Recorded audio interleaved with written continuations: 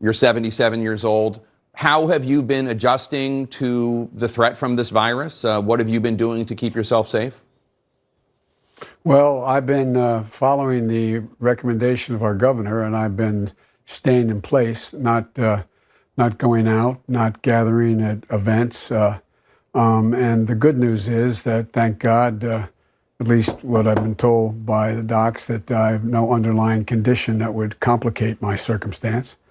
But, look, it's about keeping, like, for example, we're told that we shouldn't be around our young grandchildren. So my Beau's children, my deceased son's children, live about a mile as the crow flies from us. And every day they walk over through the woods and through a neighborhood, and they sit out in the backyard, and we sit in the porch, and I bribe them with ice cream. But we talk about the day, and we hang out, and but I'm not able to go down and hug him and kiss him, which I usually do. I'm just following the instructions and anybody who walks into the house from the Secret Service on, they're wearing masks and gloves.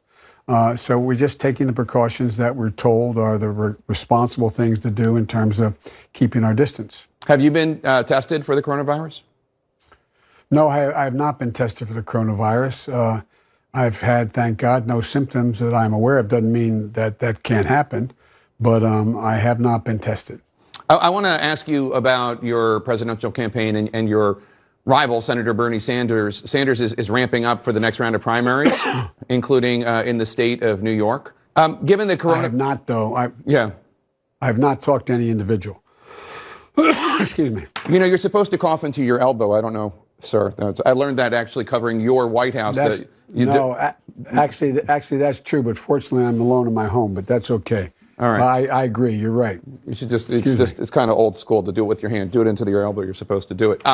Thank you. Let me ask you.